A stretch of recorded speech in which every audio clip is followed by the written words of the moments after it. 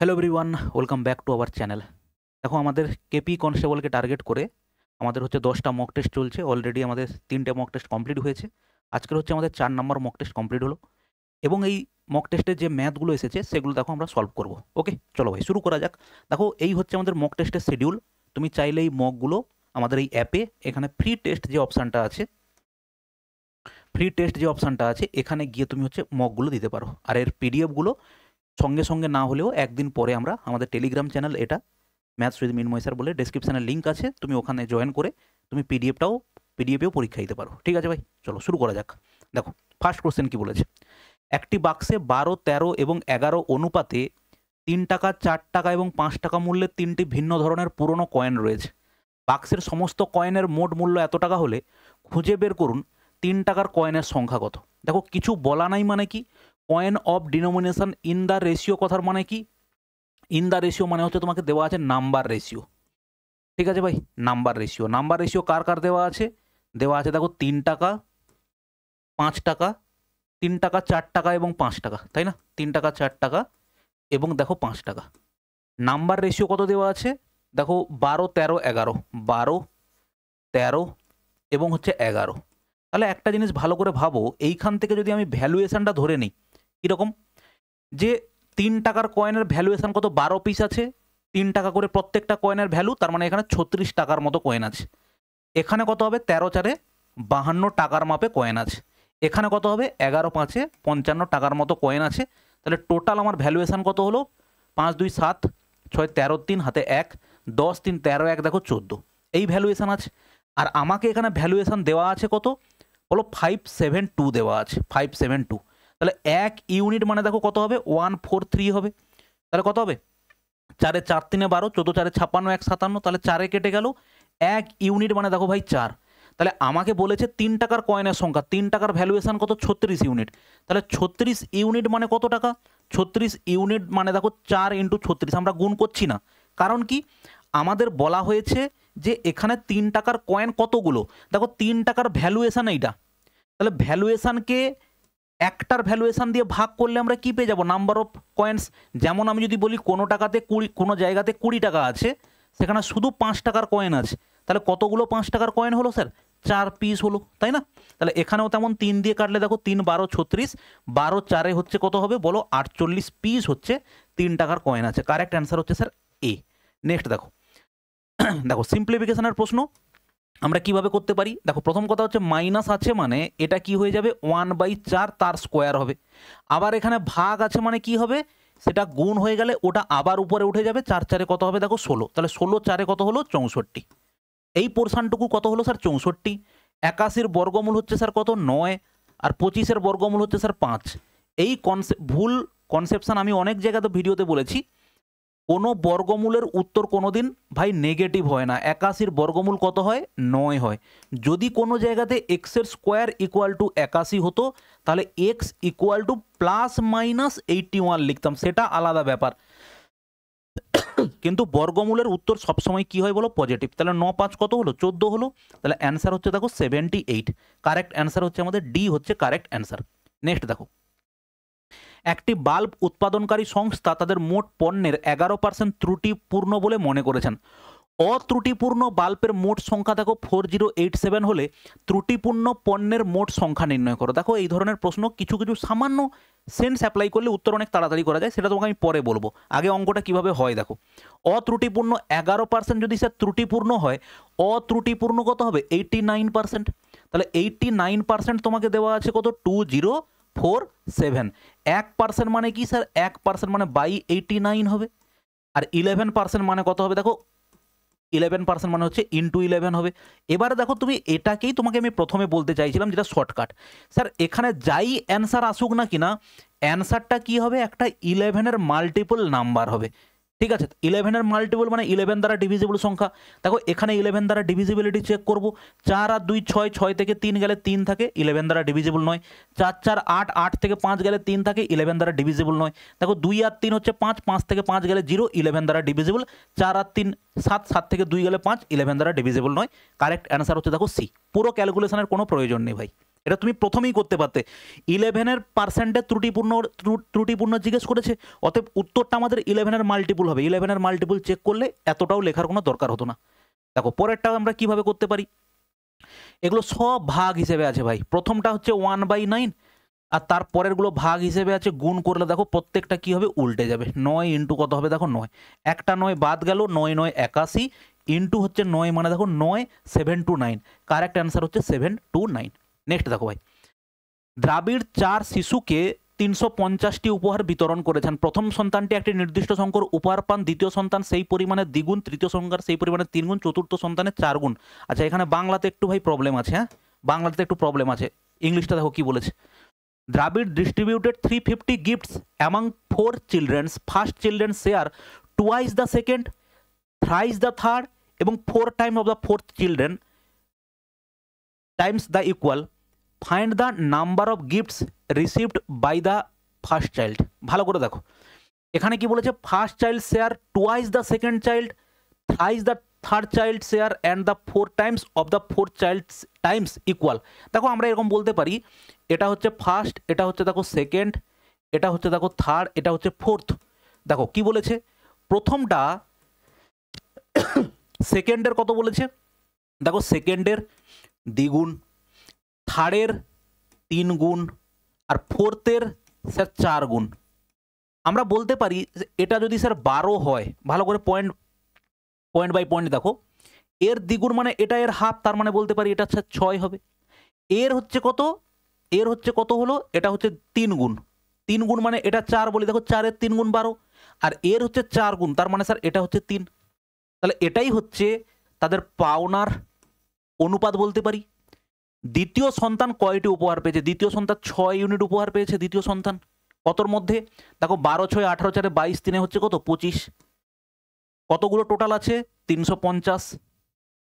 দেখো 25-এ কাটলে 25 1 25, 25 4 100, 14 6 কত হবে, ভুল হলো নাকি, 25 1 25, 25 4 100, কোথাও ভুল হচ্ছে মনে হচ্ছে ভাই, দেখো দেখি। দ্বিতীয় টুয়াইস দ্য সেকেন্ড, দ্বিতীয় সন্তান কয়টি উপহার পেয়েছে, তাই তো। ওহো হো, এখানে দ্বিতীয় লেখা আছে, এখানে দেখো ফার্স্ট চাইলে বলা আছে। দেখো ফার্স্ট কত হবে, ফার্স্ট হচ্ছে আমাদের ফার্স্ট কত 12 ইউনিট, তাই না। ফার্স্ট হচ্ছে এই যে 12 ইউনিট, তাহলে 12 ইউনিট হলে 12 দিয়ে গুণ করো, 12 4 48 8, 4 12 আর 4 হচ্ছে কত হবে বলো 16, 168 হচ্ছে আমাদের কারেক্ট অ্যান্সার।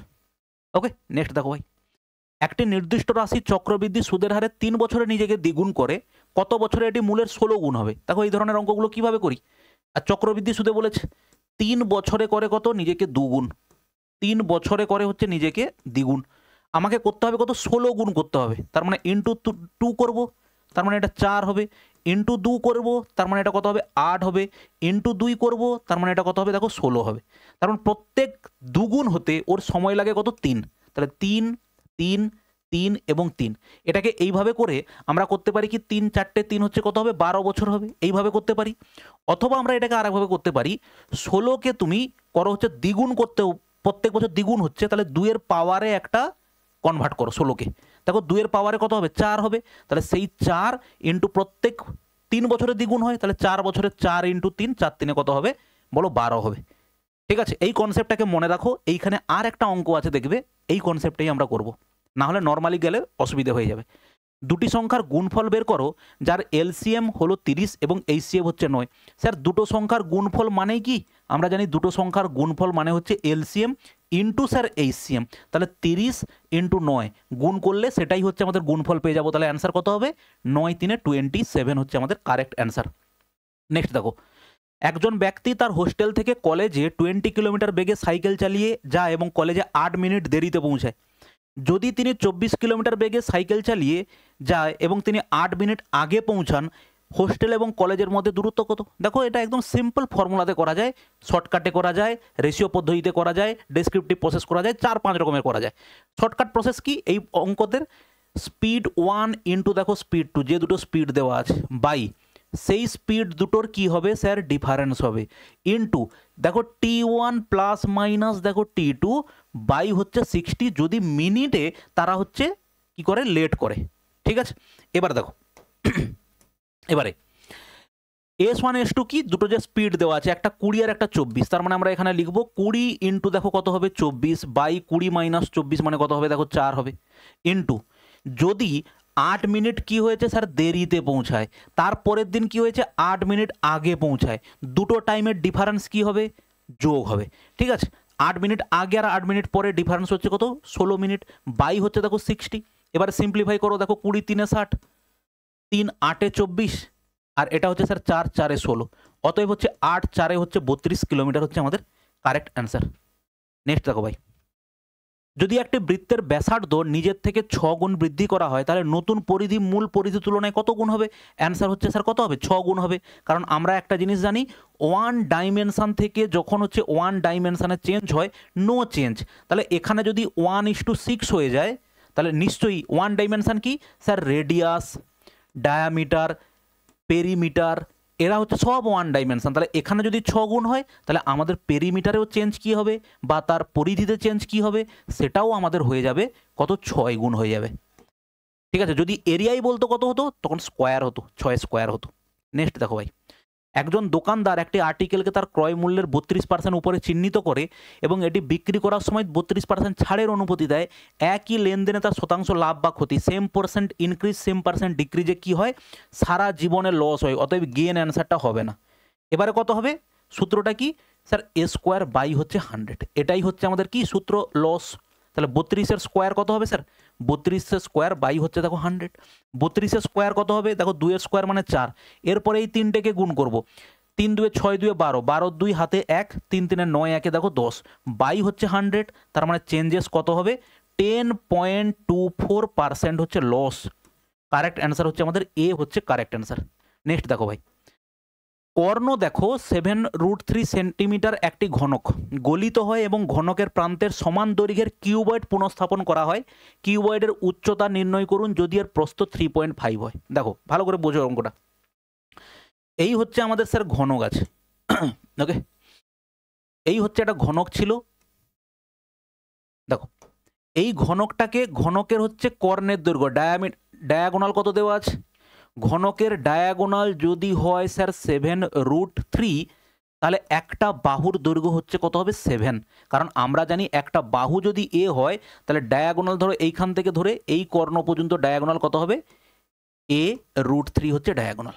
আচ্ছা এবারে যদি আমরা সেম হাইটের একটা আমরা কিউবয়েড আঁকি, কিউবয়েড মানে ধরো এরকম আঁকলাম,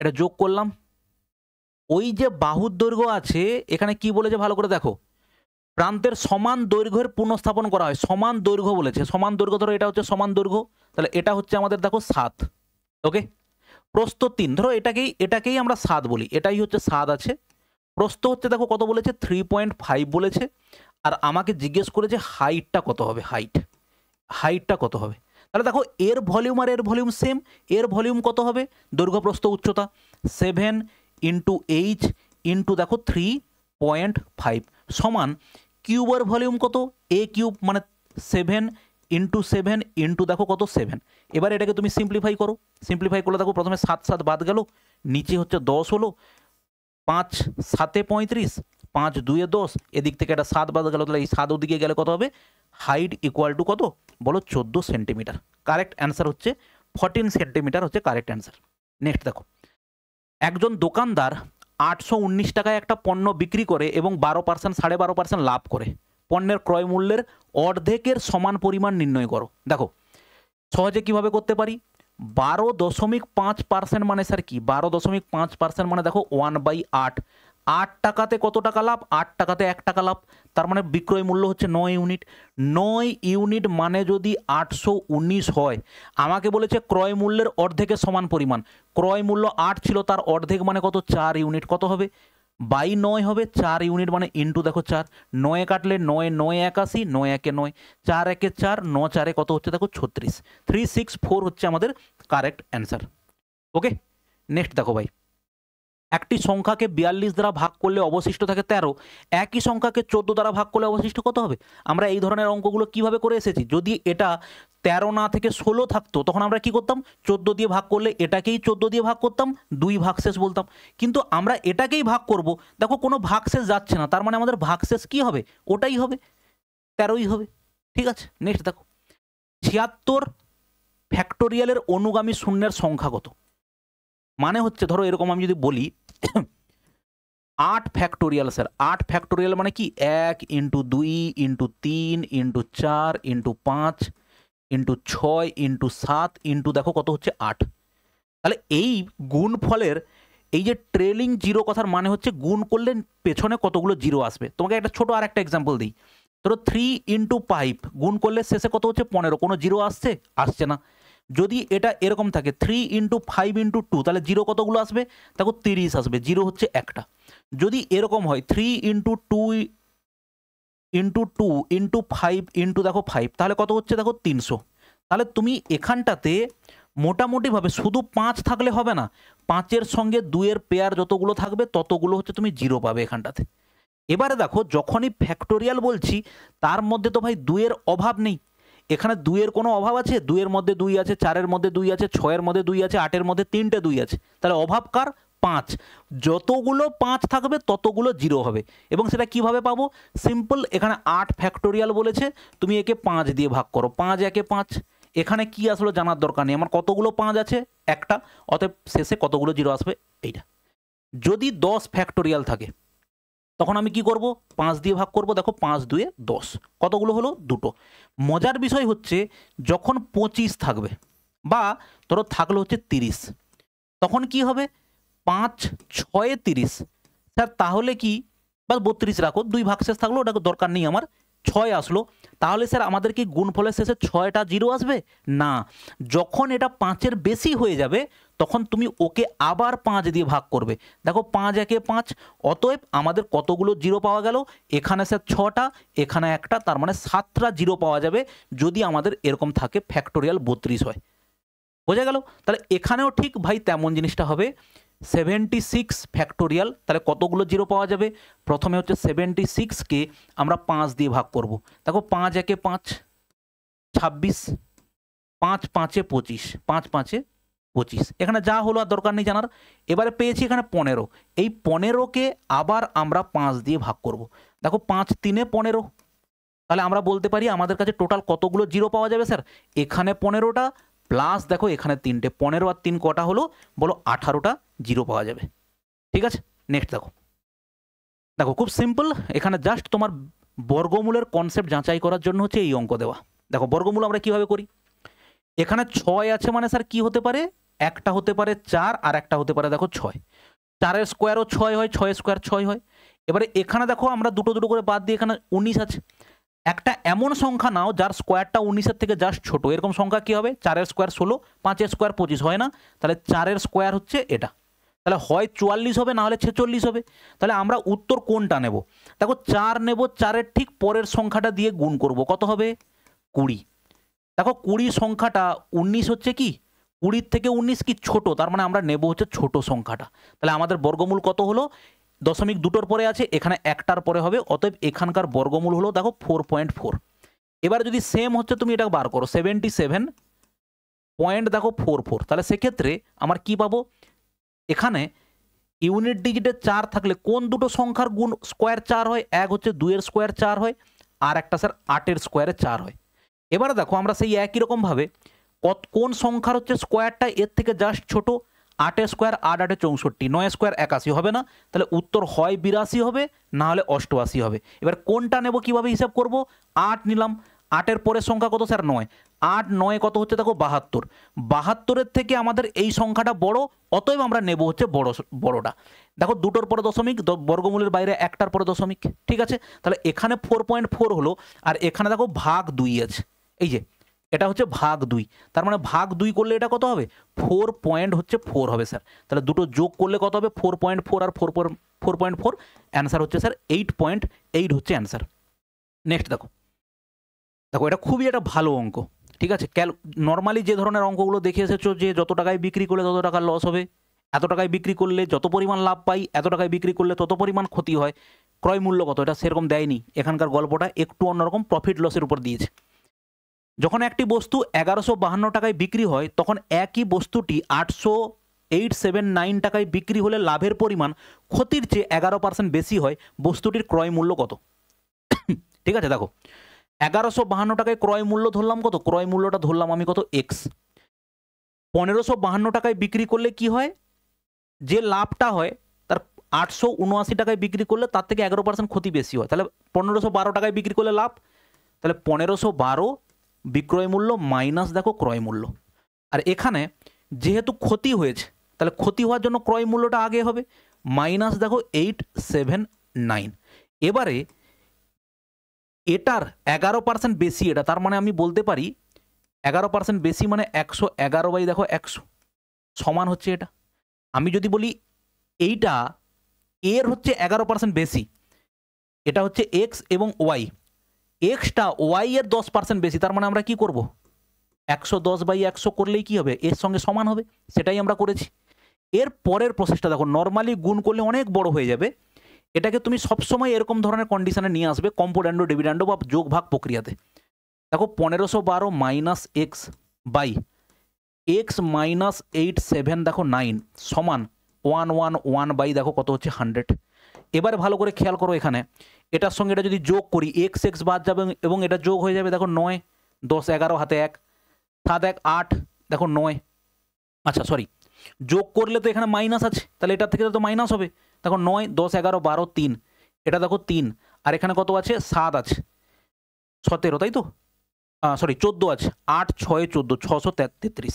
এবারে এইটা থেকে যখন একে বাদ দেবে তখন দেখো কি হবে, এটা হয়ে যাবে প্লাস আর এটা হয়ে যাবে দেখো মাইনাস, যখন এটা থেকে এটা বাদ দেবে এটা হবে মাইনাস আর এটা প্লাস হয়ে যাবে, তাহলে এটা প্লাস হয়ে গেলে কি হবে, দেখো যোগ করলে 9 10 11 হাতে 1 7 1 8 1 দেখো 9 8 15 আর 8 দেখো কত হচ্ছে 23, মাইনাস দেখো মাইনাস থাকবে, মাইনাস কত হবে 2x হবে, হলো। এই দিকে দেখো এটার সঙ্গে এটা যোগ করলে কত পাবে, দেখো 211 পাবে, এটা থেকে এটা বাদ দিলে কত পাবে, দেখো 11 পাবে। এবারে ভালো করে খেয়াল করো, এদিক থেকে এদিকে কিন্তু কাটাকাটি হচ্ছে, 3-এ কেটে যাচ্ছে, এটা দেখো কিসে কাটছে 3-এ, তাহলে 3 সঙ্গে এটা গুণ করব, তার মানে আমরা পাচ্ছি 2391 মাইনাস দেখো 2x ইকুয়াল টু কত হচ্ছে 11 3-এ কত হবে স্যার 33 হবে, তাহলে 2x ইকুয়াল টু কত হবে, ওটা ওদিকে গেলে মাইনাস হয়ে যাবে এর সঙ্গে, দেখো 2391 মাইনাস দেখো 33, তাহলে সেখান থেকে বাদ দিলে এটা কত হবে স্যার, 1 থেকে 3 বাদ দিলে হচ্ছে 8 হবে, এখানে 8 থেকে 3 গেলে কত হবে 5 হবে, আর এদিকে দেখো 23-কে 23 থাকবে, তাহলে 2 দিয়ে যদি ভাগ করি এদিকে 2 দিয়ে ভাগ কত হবে, দেখো 2 1 2 2 1 2 2 7 14 2 9 18, তাহলে 1179 টাকা হচ্ছে কি আমার ক্রয় মূল্য হলো। ঠিক আছে, চলো ভাই নেক্সট। আচ্ছা আর একটা জিনিস করা যেত হয়তো অপশান টেস্ট করে, কিন্তু এই সমস্ত জায়গাতে অপশান টেস্ট করলেও সময়টা অনেক বেশি যাবে। দেখো একটি উপহার বাক্সে 10টি ব্রেসলেট রয়েছে, প্রথম 4টি ব্রেসলেটের গড় ওজন 30 গ্রাম, বাকি 6টির হচ্ছে 31 গ্রাম, তাহলে প্রথম 4টের ব্রেসলেটের গড় ওজন 30 আর পরের 6টার গড় ওজন হচ্ছে কত 31। আমরা কি করব, প্রথমে হচ্ছে কোয়ান্টিটিটাকে রেশিও নিয়ে নেব, এই কোয়ান্টিটিকে যদি রেশিও নেই, দেখো 2 2 4 2 3 6, এবারে ডেভিয়েশন পদ্ধতিতে আমরা যদি ধরে নিই যে সবগুলোর ওজনই 30, তাহলে এর ডেভিয়েশন 0, এখানে কত বেশি আছে 1 বেশি আছে স্যার, একটা সংখ্যাতে 1 বেশি হলে 3টে সংখ্যাতে 3 বেশি, তাহলে টোটাল 5টা সংখ্যার অ্যাভারেজ কত হলো বাই 5, তার মানে দেখো 0.6 হচ্ছে আমার বেশি হবে, যা ধরেছিলাম তার থেকে 0.6 বেশি, তার মানে সেটা কত হবে 30.6 হচ্ছে আমাদের কারেক্ট অ্যান্সার। নেক্সট দেখো ভাই, দেখো একটি ট্রেন 57 সেকেন্ডে এত মিটার দীর্ঘ সেতু অতিক্রম করে, একই ট্রেন যদি 19 সেকেন্ডের মধ্যে একটি সাইনবোর্ড অতিক্রম করে, তাহলে ট্রেনটির দৈর্ঘ্য নির্ণয় করো। দেখো অ্যাকচুয়ালি দুটো জায়গাতেই স্পিড আমার সেম, তাহলে এটা হচ্ছে যখন ব্রিজকে অতিক্রম করছে তখন তার স্পিড কত, ব্রিজের দৈর্ঘ্য প্লাস নিজের দৈর্ঘ্য অতিক্রম করছে কত সময়ে, বলো 50 সেকেন্ড সময়, তাহলে এটা হচ্ছে তার স্পিড হয়ে গেল। যখন 19 সেকেন্ডে সাইনবোর্ড অতিক্রম করছে, অ্যাকচুয়ালি তার নিজের দূরত্ব অতিক্রম করছে, তাহলে দুটো স্পিড হচ্ছে সমান ট্রেনের ক্ষেত্রে, তাহলে 19 3-এ দেখো কত হচ্ছে 57, তাহলে আমরা পাচ্ছি 342 প্লাস এক্স ইকুয়াল টু দেখো 3x, তাহলে এই এক্সটা ওদিকে চলে গেলে 2x হবে, আর এখানে কত হচ্ছে 3 4 দেখো 2 2-এ কাটলে দেখো 2 1 2 2 7 14, এটা এত, তাহলে এক্স এর ভ্যালু কত হচ্ছে 171, তাহলে ট্রেনের লেন্থ হচ্ছে কত হলো স্যার 171। বিনয় ও কায়রো 1000 কিমি দূরত্ব কভার করতে সময়ের অনুপাত হলো 15.16, তাদের গতির অনুপাত কত, দেখো ডিস্টেন্স সেম আছে সময়ের সঙ্গে গতিবেগের সম্পর্ক কি, সময়ের সঙ্গে গতিবেগের সম্পর্ক কি, যে বেশি বেগে চালায় তার সময় কম লাগে, তাহলে সম্পর্ক হচ্ছে রেসিপ্রোকাল। এটা 15:16 আছে, মানে এখানে কত হবে বলো 16:15 হবে। ওকে, নেক্সট দেখো ভাই, কর্মী তার স্বাভাবিক গতির 6/7তম গতিতে একটি নির্দিষ্ট দূরত্ব অতিক্রম করে। এই প্রশ্নটা ভাই যারা রেগুলার প্র্যাকটিসের মধ্যে আছে তাদের উত্তরটা মুখস্থ হয়ে গেছে, বলো হ্যাঁ কি না, তাও করে দিচ্ছি। দেখো, স্বাভাবিকের গতির 6/7তম গতিতে নির্দিষ্ট দূরত্ব অতিক্রম করে, তাতে স্বাভাবিক গতির নেওয়া স্বাভাবিক সময়ের চেয়ে 14 মিনিট বেশি সময় নেয়। এই দূরত্ব কভার করতে স্বাভাবিক সময়ের পরিমাণ কত? দেখো, প্রথম কথা হচ্ছে স্পিড রেশিও। স্পিড রেশিও কি, স্বাভাবিক মানে যেটা হচ্ছে সে জেনারেলি যায়, আর প্রেজেন্ট হচ্ছে যেটা যায়। দেখো 6/7 মানে কি, 7 যদি আগে যেত, এখন তার স্পিড হচ্ছে দেখো 6, তাহলে স্পিড রেশিও থেকে আমি সেখান থেকে কি পেতে পারি বলো, টাইম রেশিও পেতে পারি। টাইম রেশিওটা কি হয় বলো, উল্টো হয়, 7:6। তাহলে আগে 6 ইউনিট লাগলে এখন 7 ইউনিট লাগে, তার মানে সে 1 ইউনিট কি হয়ে যায়, বেশি সময় নেয়। তাহলে 1 ইউনিট মানে তোমাকে দেওয়া আছে দেখো 14, আর আমাকে বলেছে একই দূরত্ব কভার করতে স্বাভাবিক সময় কত, স্বাভাবিক সময় হচ্ছে 6 ইউনিট। তাহলে 6 ইউনিট মানে কত হবে, 14 × 6, 14 6 দেখো 84, 84 মানে হচ্ছে 1 মিনিট, 60 দিয়ে ভাগ করলে 1 মিনিট দেখো 1 ঘন্টা। যদি ঘন্টায় বেরিয়েছে তাহলে একে 60 দিয়ে ভাগ করলে পাবো হচ্ছে 1 ঘন্টা 24 মিনিট, 1 ঘন্টা বলো 24 মিনিট। ঠিক আছে, নেক্সট কোশ্চেন দেখো, নিচের কোনটি সম্পূর্ণ পূর্ণবর্গ? দেখো, কোনো সংখ্যারই বর্গ করলে 8 হয় না, 2 হয় না, 7 হয় না, কিন্তু বর্গ করলে 9 হয়। কারেক্ট অ্যান্সার হচ্ছে আমাদের হবে এ। নেক্সট দেখো, একে 9 দিয়ে ভাগ করলে অবশিষ্ট কি থাকবে? 9 দিয়ে ভাগ করলে অবশিষ্ট বের করার সব থেকে সহজ পদ্ধতি কি, ডিজিট সাম বের করো। দেখো 5 4 9 বাদ দিয়ে দাও, 4 2 6 3 9, তার মানে এখানে 9 দিয়ে ভাগ করলে কি হবে বলো, 0 হবে, তার হচ্ছে অবশিষ্ট অংশ। রাষ্ট্রীয় পর্যায়ে ক্রিকেট দলের 11 খেলোয়াড়ের গড় ওজন 70 কেজি, এর সাথে প্রশিক্ষকের ওজন যোগ করলে গড় ওজন কত কেজি হবে স্যার? টোটাল ছিল 70, প্রশিক্ষক এলে প্রত্যেকের 1 কেজি বেড়ে যায়, তার মানে প্রশিক্ষক নিশ্চয়ই 70 নিয়ে এসেছেন, এবং 11 জন এবং প্রশিক্ষক নিজে টোটাল 12 জনকে দেওয়ার জন্য 1 কেজি করে এক্সট্রা নিয়ে এসেছেন। তাহলে টোটাল হচ্ছে প্রশিক্ষকের ওজন কত বলো, 12। কারেক্ট 82, কারেক্ট অ্যান্সার হচ্ছে স্যার 82। নেক্সট দেখো, বার্ষিক 12% হারে 5 বছরের জন্য সরল সুদে বিনিয়োগ করার পরে অর্জিত সুদ হচ্ছে 3720 টাকা, তাই বিনিয়োগের পরিমাণ কত? দেখো, সিম্পল ইন্টারেস্ট বলে 1 বছরে 12% হলে স্যার 5 বছরে কত পার্সেন্ট হয়? 5 বছরে 60% হয়, তাহলে সেটাই হচ্ছে আমার সুদের পরিমাণ। 60% মানে 3720, আর বিনিয়োগের পরিমাণ মানে 100%। 100% মানে স্যার কত হবে? 60% মানে এটা হলে 1% মানে 22/8, 100% মানে দেখো ইন্টু 100। তাহলে সিম্পলিফাই করো, 0 0 কাটো, দেখো 6 6 36, 6 2 12, তাহলে 6200 টাকা হচ্ছে আমাদের কারেক্ট অ্যান্সার। ওটাই হচ্ছে আমাদের আসল। প্রথম 30টি প্রাকৃতিক সংখ্যার যোগফল কত? প্রাকৃতিক সংখ্যা স্যার ন্যাচারাল নাম্বার, তার যোগফলের সূত্র কি হয়, n × n+1 বাই হচ্ছে দেখো 2, তাহলে অ্যান্সার হচ্ছে 30 × 31 বাই হচ্ছে দেখো 2, তাহলে 2 এ কাটলে 2 15, তাহলে অ্যান্সার হচ্ছে 15 1 15 5 হাতে 1, 15 3 45 1 46। দেখো, একটি পরিবারে 3 বছরে চক্রবৃদ্ধি সুদে দ্বিগুণ হবে, তাহলে কত বছরে এটি 2048 গুণ হয়ে যাবে?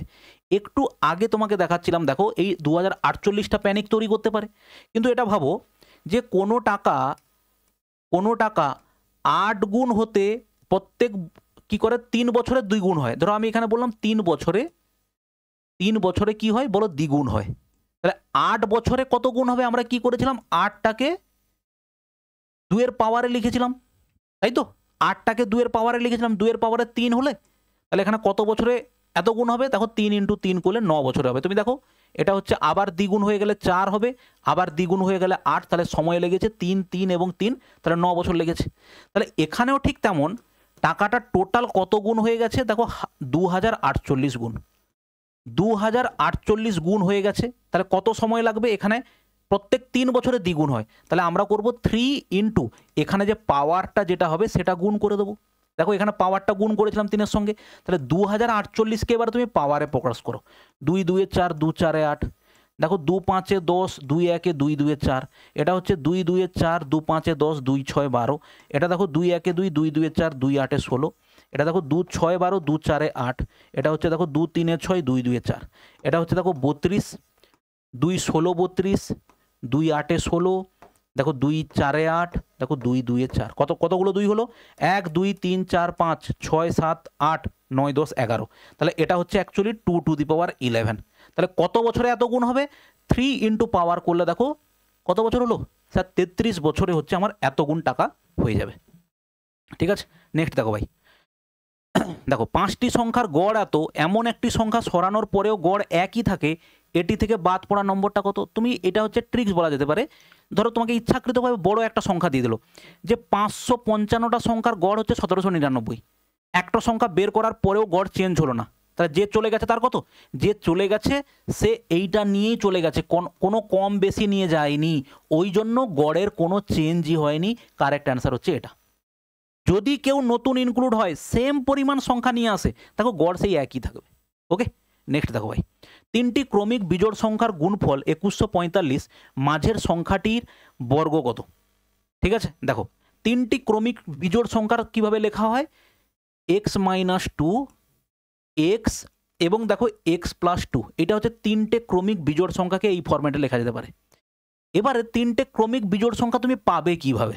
সব সময় এরকম ধরনের যখন প্রশ্ন দেখবে না, 99% কেসে হচ্ছে 11-এর মাল্টিপল সংখ্যা তোমাকে দেওয়া থাকবে। দেখো 11-এর মাল্টিপল কিনা চেক করবো কিভাবে? 4 আর 2 6, 5 আর 1 6, তাহলে ডেফিনেটলি এটা 11-এর মাল্টিপল। তাহলে এখানে 11 দ্বারা যদি তুমি ভাগ করো, তুমি এখানে কি পাবে? 11 1 11, 11 9 99, 11 5 দেখো 55। এবারে একে যখন তুমি ভাগ করছো, দেখো 13 দিয়ে যাচ্ছে, 13 দিয়ে ভাগ করলে দেখো 13 1 13, 13 5 65। দেখো এবারে তুমি এখানে যে সংখ্যাগুলো পেলে 11 13 15, এরা কিন্তু কনজিকিউটিভ নাম্বার। দেখো এটা হচ্ছে যদি 13 হয়, 13 থেকে 2 গেলে কত হবে? এটা 11 হবে, এবং এটা কত হবে? দেখো 15 হবে। ঠিক আছে, তাহলে আমরা সেখান থেকে বলতে পারি মাঝের সংখ্যাটার গড় কত? স্যার 13-র গড় কত হবে? 169 হবে 13-র গড়। ওকে, দেখো নেক্সট কোশ্চেন, দেখো খুবই ভালো একটা সংখ্যা কোশ্চেন এটা। দেখো 4 to the power 4 into 2, 4 to the power 4 into 2কে ভাই আমরা এভাবে লিখতে পারি, 4-এর স্কোয়ার তার পাওয়ারে দেখো 4 লিখতে পারি। এই পাওয়ারটা আমরা চেঞ্জ করতে পারি।